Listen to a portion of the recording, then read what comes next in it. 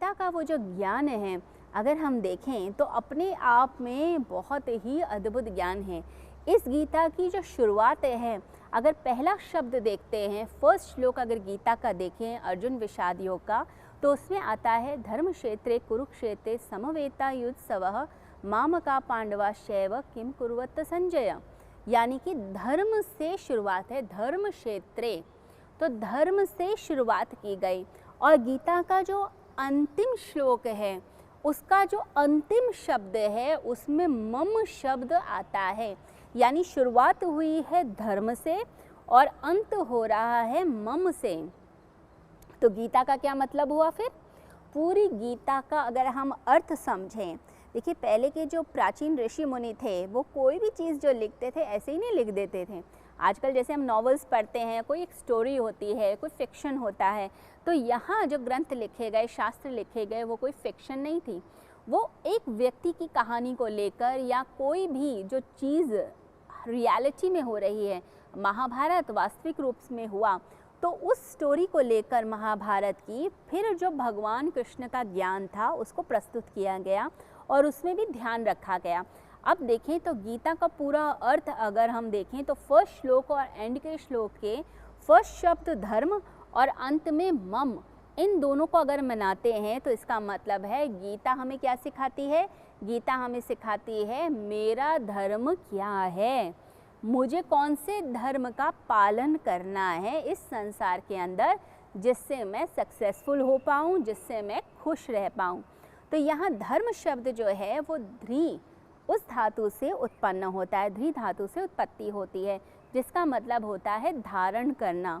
तो धर्म शब्द का अर्थ है जिससे किसी वस्तु का वस्तुत्व सिद्ध हो सके।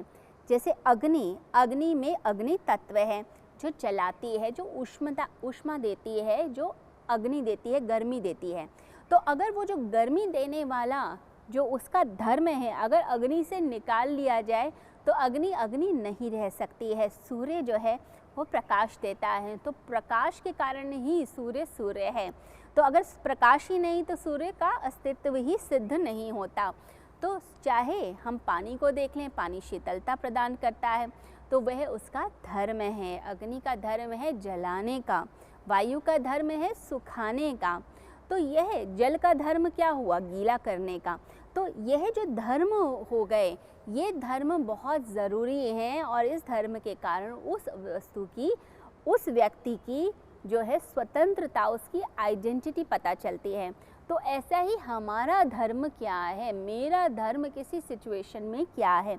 तो गीता में जो 3 मार्ग बताए गए, चाहे कर्म का है, चाहे भक्ति का मार्ग बताया गया है, चाहे ज्ञान का मार्ग बताया गया है, मेरे लिए कौन सा धर्म उपयुक्त है, मेरा स्वभाव क्या है, मेरा स्वधर्म क्या है।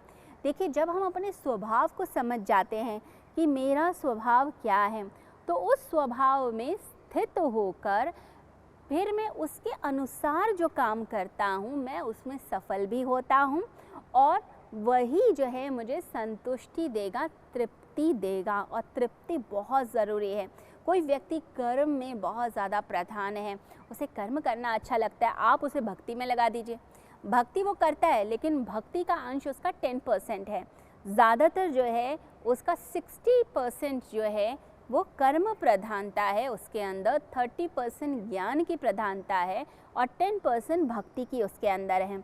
ऐसे कॉम्बिनेशन चलता है हर व्यक्ति में, लेकिन जो मेन प्रधानता है, जो ज़्यादा मेजॉरिटी है, वो कर्म की है। तो कर्म मार्ग से उसकी जो इच्छाएं हैं, वासनाएं हैं, उसका क्षय यानी नाश होता है और उसकी बुद्धि जो है वो शुद्ध होती है, प्रकाशित होती है, जिससे अंदर जो परमात्मा तत्व है उसके दर्शन हो पाते हैं। तो जैसा हमारा स्वभाव होता है, अगर हम बिल्कुल वैसा ही व्यवहार करने लगते हैं तो हमारा जीवन जो है ज़्यादा सफल होने लगता है। तो गीता हमारे को मेरा धर्म, हमारा धर्म क्या है, इसकी शिक्षा प्रदान करती है। तो गीता अपने आप में ही अद्भुत ग्रंथ है, एक महिमावान ग्रंथ है, एक ऐसा ग्रंथ है जो हमारी ज़िंदगी को बदल सकता है, हमारी ज़िंदगी के अंदर चेंज लेकर आ सकता है।